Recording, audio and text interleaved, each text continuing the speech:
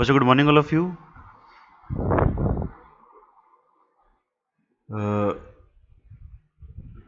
Idioms and phrases की Nostrum 4 तक अपने पहले सॉल्व कर चुके हैं। नोस्ट्रम 5 को स्टार्ट करते हैं। तो जो बच्चे हमारे इस यूट्यूब चैनल पे फर्स्ट टाइम विजिट कर रहे हैं वो बच्चे ध्यान दें कि ईडियम्स एंड फ्रेजेस की 4 नोस्ट्रम पहले सॉल्व हो चुकी हैं। इसके अंदर सबसे पहले अपने क्या करते हैं, 10 ईडियम्स को समझते हैं थ्रू द डायग्राम, और उसके बाद में उस पर प्रैक्टिस सेशन भी करते हैं। यानी साथ ही साथ सेम वीडियो के अंदर 10 क्वेश्चन को अपने सॉल्व करेंगे और MCQ बेस्ड क्वेश्चन होंगे वो। और ईडियम्स एंड फ्रेजेस के अंदर नोस्ट्रम का मतलब ये है कि एक नोस्ट्रम के अंदर अपने 10 क्वेश्चन सॉल्व करने वाले हैं। 10 क्वेश्चन पहले सॉल्व करेंगे, फिर उसकी प्रैक्टिस शीट भी सॉल्व करेंगे। तो बच्चों आज का video idioms and phrases Nostrum 5 पे स्टार्ट करने से पहले चैनल को सब्सक्राइब करना ना भूलें, बेल आइकन को क्लिक करें ताकि नोटिफिकेशन आपको मिलता रहे, और शेयर करना बिल्कुल भी ना भूलें, लाइक करते रहे वीडियो को। तो पहला जो अपना क्वेश्चन है आज का ईडियम्स एंड फ्रेजेस पे आपके सामने है स्क्रीन पे। All thumbs, all thumbs, all thumbs. बच्चों इसका मीनिंग चेक करते हैं क्या होता है। देखो भाई, ऑल थम्स यानी कि क्लमसी, ऑल थम्स यानी कि क्लमसी, ऑल थम्स यानी कि क्लमसी, गोची, स्किललेस। ऐसा इंसान जो क्लमसी है, गोची है, स्किललेस है, मतलब निपुण नहीं है, किसी काम में दक्ष नहीं है, तो स्किललेस है वो, उसके अंदर किसी काम का कोई स्किल नहीं है। All thumbs you can say that awkward and clumsy. Awkward यानी कि बिल्कुल अजीब सा है, बेढंगा सा है, बेडोल सा है, या फिर क्लमसी है स्पेशली विद वंस हैंड्स, यानी कि अपने काम में किसी भी काम के अंदर उसके अंदर परफेक्शन नहीं है। कोई भी काम ले लो उसके अंदर परफेक्शन नहीं है। तो पुअर स्पेलर इन टेक्स्ट रेस्पॉन्सेस, जैसे एक पुअर स्पेलर जिसकी स्पेलिंग अच्छी नहीं है वो टेक्स्ट कैसा रिस्पॉन्स करेगा ना, तो इस हिसाब से बेटा। क्वेश्चन नंबर 2 की तरफ मूव करते हैं। क्वेश्चन नंबर जो अपना 2 है उसको देखिए। वोट विद वंस फीट यानी कि डिसएग्री होना, डिसअप्रूव होना। सीधी भी बात समझ में आ रही है कि भी अपने पैर से वोट करना। अपने पैर से वोट करना मीन्स किसी बात से डिसएग्री हो रही है, डिसअप्रूवल दिया जा रहा है, उसे डिसअप्रूव करना। इडियम ऑफ द डे, जैसे vote with your feet means if you vote with your feet you show your opinion of something by acting in a certain way such as buying something if you like it or don't. तो मतलब वही है कि किसी चीज़ को अपने disagree कर रहे हैं, डिसअप्रूव कर रहे हैं, तो वोट विद वंस फीट। तो सिंपल सा है, किसी चीज़ को डिसअप्रूवल देना, क्लियर ना करना। क्वेश्चन नंबर 3 की तरफ मूव करें बच्चों। क्वेश्चन नंबर जो अपना 3 है वो है arm chair critic. Arm chair critic means who gives advice based on theory not practical. Arm chair critic वो होते हैं जो प्रैक्टिकली उन्हें कोई नॉलेज नहीं है, लेकिन जो थ्योरी है उसके बेस पे वो कुछ ना कुछ क्या देते हैं, एडवाइस दे देते हैं, ज्ञान बांट देते हैं। और इंडिया के अंदर फ्री की एडवाइस मिलना बहुत ईजी है, फ्री की एडवाइस आपको मिलती रहेगी। तो आपके रिलेटिव, आपके फ्रेंड्स, आपका सर्किल, आपके नेबर आपको कोई ना कोई डिसीजन, कोई ना कोई एडवाइस देते रहते हैं। तो वो प्रैक्टिकली उनके खुद के पास में तो एग्जाम्पल है नहीं, सुनी सुनाई बातें, या थ्योरी की बेस पे आपको एडवाइस देते रहते हैं, बेटा ये कर लो, बेटा वो कर लो, इस एग्जाम की तैयारी कर लो, उस एग्जाम की तैयारी कर लो। तो a person who offers comments और क्रिटिसिज्म ऑन अ सब्जेक्ट, तो आपको क्रिटिसाइज किया जा रहा है, कमेंट किए जा रहे हैं यहाँ पे ना, विच ही और शी हैज़ लिटिल और नो प्रैक्टिकल नॉलेज, यानी कि उनके पास खुद के पास में तो नॉलेज लिटिल है, ना के बराबर है, या प्रैक्टिकल नॉलेज है ही नहीं उनके पास में, और ना ही उनका कोई एक्सपीरियंस उनके पास में। तो जैसे अब ये बड़ी ही अच्छी बात है कि the country needs more problem solver not arm chair critic. तो कंट्री को जो नीड्स है वो प्रॉब्लम सॉल्वर्स की जरूरत है, कि अपनी कंट्री को बहुत ज़्यादा जरूरत है कि प्रॉब्लम सॉल्व करने वाले ऐसे व्यक्ति की जरूरत नहीं है जो आर्म चेयर क्रिटिक हैं, यानी कि जो सिर्फ थ्योरी की बेस पे अपने को डिसीजन सुनाएं या प्रॉब्लम को सॉल्व करने की कोशिश करें। क्वेश्चन नंबर 4 की तरफ मूव करते हैं भाई।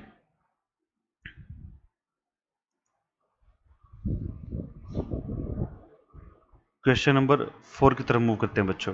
क्वेश्चन नंबर 4, तो क्वेश्चन नंबर जो अपना 4 है उसको देखें। बर्ड्स आई व्यू मीन्स सी विदाउट पे अटेंशन। पहली बात तो किसी चीज़ को पूरी अटेंशन ना दे पाना, देख तो रहे हैं चीज़ को लेकिन पूरी अटेंशन से नहीं देख पा रहे। और ये कह सकते हैं कि a view from high above, यानी कि बहुत ऊपर से एक व्यू लेना, यानी कि ब्रीफ लुक लेना। तो जैसे बर्ड है ऊपर से देखेगा तो उसको कैसा दिखाई देगा, बस एकदम शॉर्ट सा व्यू, एक ब्रीफ सा व्यू, यानी कि पूरी अटेंशन नहीं दे सकते उस पर। तो अगर किसी चीज़ को पूरी अटेंशन के साथ में, पूरी डिटेल के साथ में देखना है तो अपने को वहाँ पे क्या करना पड़ेगा, नज़दीक जाना पड़ेगा। तो ये है बर्ड्स आई व्यू, यानी कि बहुत ऊपर से। तो कह सकते हैं बिफोर द प्लेन लैंडेड। अब जैसे प्लेन है वो लैंड हो रहा है तो पेरिस में, तो he had a bird's eye view of the city.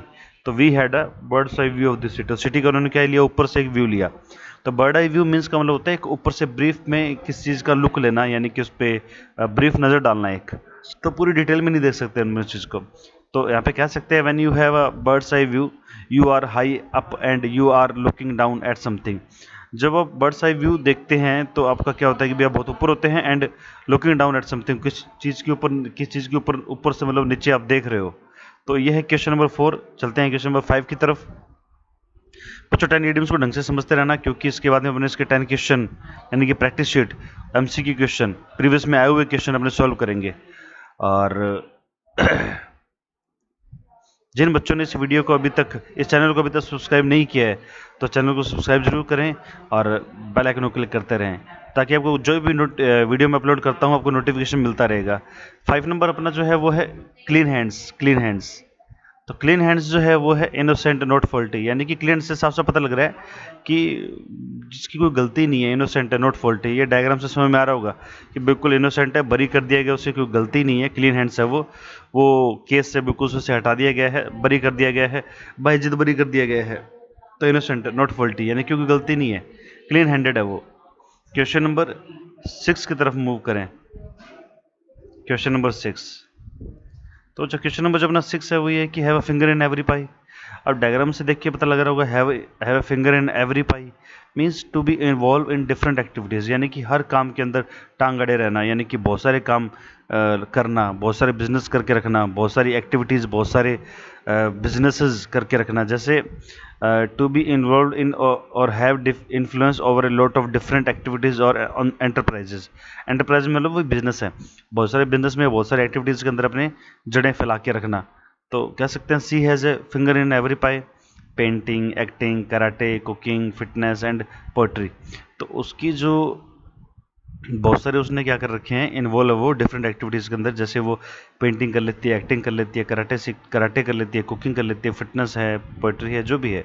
तो अलग अलग काम कर लेना एक ही टाइम के अंदर, बहुत सारे काम छेड़ रखे हैं ताकि इधर से भी पैसा आता रहे एक्टिवली और पैसिवली। तो बहुत सारे डिपार्टमेंट के अंदर टांग अड़ा के रखना अपनी। He was a successful businessman who had a finger in nearly every pie. वो एक सक्सेसफुल बिजनेसमैन है क्योंकि उसकी जो एवरी पाई में, एवरी फिंगर इन एवरी पाई यानी कि हर काम को उसने छेड़ रखा है, काफ़ी सारे काम कर रखे हैं। जैसे टाटा बिरला की बात करें तो उसके बहुत सारे ब्रांचेज है, बहुत सारे काम है, हर सेक्टर के अंदर उन्होंने अपने बिजनेस को फैला रखा है।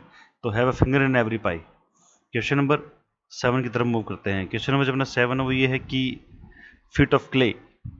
तो जो फीट ऑफ क्ले को समझना भाई, जब कोई आदमी बहुत बड़ा बन जाता है, रिस्पेक्टेड हो जाता है, पावरफुल हो जाता है, तो उसकी कुछ ना कुछ तो कमियां होती हैं। क्योंकि कहते हैं ना जैसे जैसे इंसान बड़ा होगा कुछ ना कुछ उसके अंदर एटीट्यूड भी आएगा, कुछ ना कुछ नेगेटिविटी भी जरूर आएगी। हालांकि कहते हैं जितना इंसान बड़ा होगा उतना उसे मोडेस्ट होना चाहिए, है ना, झुके पेड़ को ही फल लगते हैं। तो वो बात है कि फिट ऑफ क्ले का मतलब होता है फ्ली फ्रॉम रिस्पॉन्सिबिलिटीज़, अपनी जो छोटी मोटी जिम्मेदारियां हैं उससे एक तो भागना, या फिर हिडन और अनएक्सपेक्टेड फॉल्ट, एक छिपा हुआ या फिर जिससे उम्मीद ही नहीं थी ऐसा फॉल्ट या ऐसी वीकनेस ऐसे इंसान के अंदर अंदर होना जो रिस्पेक्टेड है और पावरफुल पर्सन है।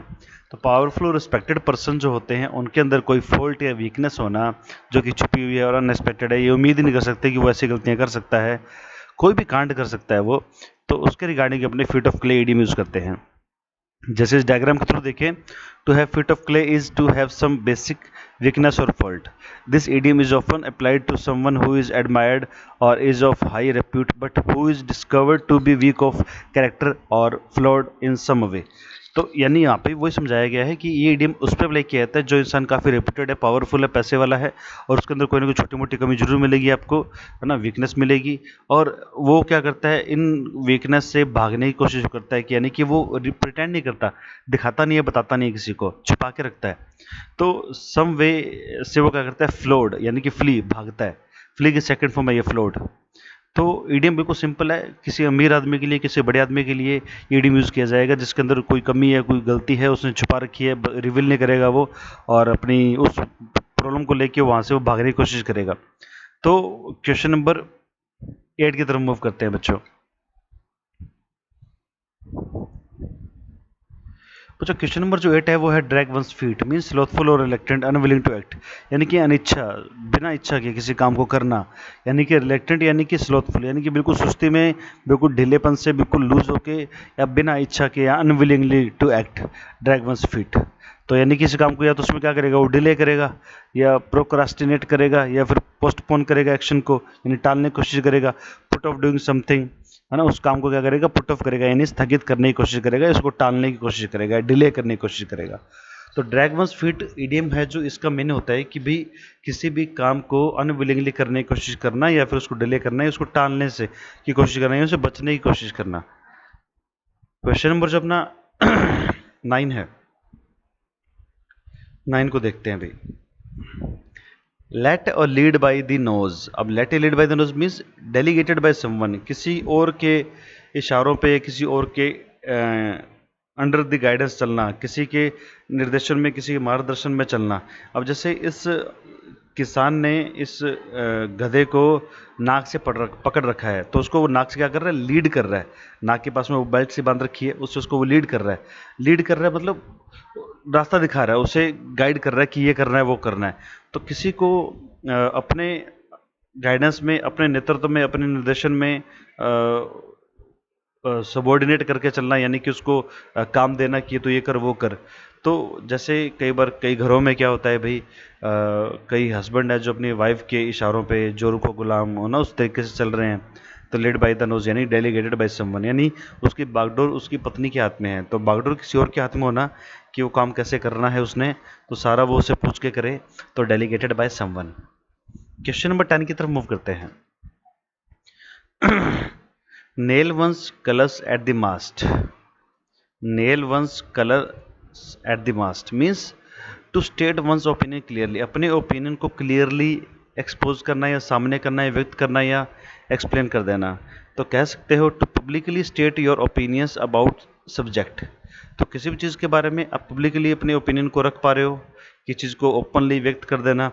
तो nobody knows which way he is going to vote, कोई नहीं जानता कि अपना वोट किसको डालने जा रहा है, बिकॉज ही हैज़ सो फार, वो चीज़ बहुत दूर है, रिफ्यूज़ कर चुका है to nail his colours to the mast, यानी कि वो चीज़ को रिवील कर देगा किसी को। तो वो अपना वोट किसको डाल रहा है उसको रिवील करने से वो क्या कर चुका है, साफ साफ मना कर चुका है। तो अपने ओपिनियन को क्लियरली बोलना, भले वो यस में है, भले वो नो में है, तो कह सकते हो इस इडियम को nail one's colours at the mast. तो बच्चे 10 इडियम समझने के बाद में इसके जो क्वेश्चन है उसकी बारी आती है। तो इडियम्स एंड फ्रेजेस कि नोस्टम नंबर 5 जिसके अंदर हमने 10 क्वेश्चन अपने पढ़ लिए हैं, इसकी प्रैक्टिस अपने सोल्व करने वाले हैं। और जिन बच्चों ने चैनल को अभी तक सब्सक्राइब नहीं किया है, सब्सक्राइब करें, बेल आइकन को क्लिक करें ताकि नोटिफिकेशन आपको मिलता रहे, और वीडियो को लाइक करना, शेयर करना बिल्कुल ना भूलें भाई। तो स्टार्ट करते हैं इडियम्स फ्रेजेस नोस्टम 5 की अपनी क्वेश्चन की जो सीरीज़ है, यानी कि MCQ ऑब्जेक्टिव टाइप बेस्ड उसको। और बच्चों जिन्होंने इस चैनल पे पहली बार विजिट किया है, जरूर पहले इससे पहले वाली जो वीडियोस हैं ईडीएम की उसको बिल्कुल जरूर विजिट करें और उसको पढ़ें, समझें।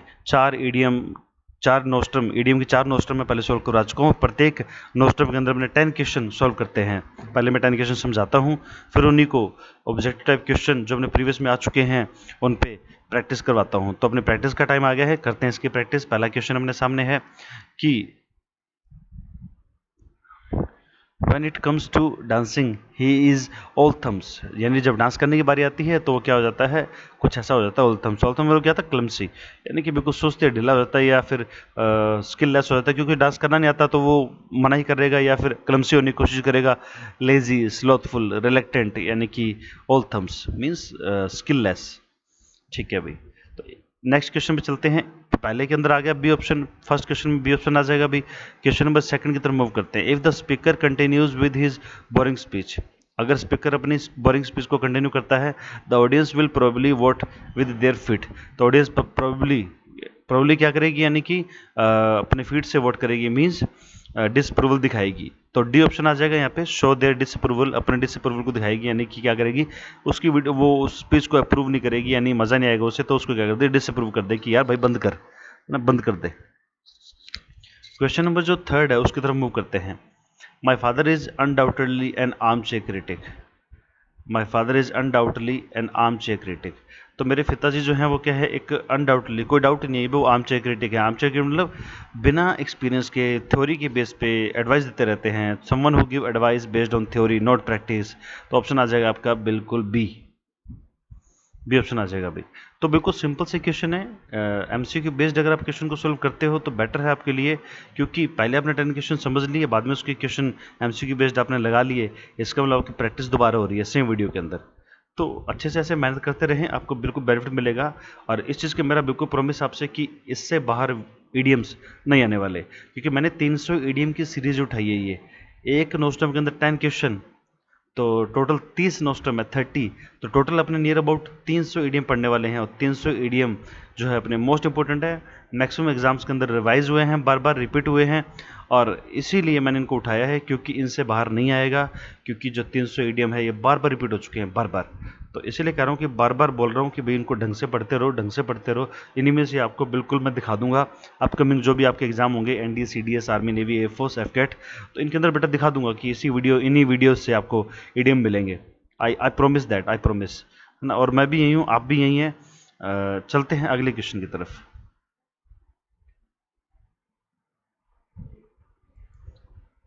बच्चों क्वेश्चन नंबर जो 4 है उसको देखते हैं। The minister took a bird's eye view of the problem. अब जो मिनिस्टर है उसने जो प्रॉब्लम पे क्या किया, एक बड़ा ही व्यू लिया, मतलब ऊपर ऊपर से देखा, ढंग से डीप स्टडी नहीं की, प्रॉब्लम क्या है प्रॉब्लम क्या नहीं है, उसने बस ब्रीफ में शॉर्ट में देखा है। तो सी विदाउट गिविंग अटेंशन, तो उसने मतलब उस पर अटेंशन नहीं दी, तो डी ऑप्शन। तो उसने बिल्कुल उस पर अटेंशन नहीं दी, प्रॉब्लम को ढंग से देखा नहीं, क्या है प्रॉब्लम क्या नहीं है, बस उसने एक ब्रीफ में उसको चेक किया। क्वेश्चन नंबर 5 की तरफ मूव करते हैं। I have clean hands so why I should be afraid of anyone. एक तो ये प्रीपोजिशनल एरर, ऑन नहीं आएगा ऑफ आएगा, अफ्रेड के साथ प्रीपोजिशन फिक्स है, ऑफ आती है। तो I have clean hands so why I should be afraid of anyone. भाई जब मैं क्लीन हैंड हूँ तो मुझे किससे क्या डरना है यार। तो क्लीन हैंड्स जो है इसका मतलब क्या होता है, इनोसेंट, नॉट फॉल्टी, यानी कोई गलती है ही नहीं, क्लीन हैंडेड है, इनोसेंट है, सीधा साधा सा बिल्कुल। Question number 6, the woman has a finger in every pie and is unable to do her work well. अब जो वुमन है उसकी एवरी पाई में फिंगर है, यानी कि काफ़ी अलग अलग काम उसने कर रखे हैं, and is unable to do her work well, इसलिए काम को अपने जो काम को वो क्या ढंग से कर नहीं पा रही, क्योंकि भी अलग अलग जगह टांग अड़ा रखी है। परफेक्शन तो एक ही सेक्टर के अंदर आ सकती है, परफेक्शन तो एक ही सेक्टर के अंदर आ सकती है, लेकिन अपने अलग अलग जगह सवार होंगे, अलग नाव पे सवार होंगे तो क्या होगा, दिक्कत आएगी। तो ये जो है टू बी मेडलसम, टू बी मेडलसम। अब देखो इस सेंटेंस का मतलब क्या लिया गया है, मेडलसम का मतलब समझे। मेडल का मतलब होता है बेटा इंटरफेयर करना, ये वर्ब है। मेडल का मतलब होता है इंटरफेयर करना, और सम है एडजेक्टिव। अब वर्ब के अंदर एडजेक्टिव सम यूज करके आपने इसको एडजेक्टिव बना लिया मेडल सम, तो दूसरे मेडल में टांग अड़ाने वाला। तो वुमन जो है, औरत जो होती है, अरे रियल में औरत का तो काम यही है भाई कि क्या करना है, इंटरफेयर करना। तो and is unable to her work well, तो अपने घर के काम को वो ढंग से कैसे कर ले जब दूसरे मेडल में टांग अड़ाने से उसे फुर्सत नहीं मिल रही। तो ये क्वेश्चन नंबर अपना 6 हो गया। क्वेश्चन नंबर 7 की तरफ मूव करते हैं।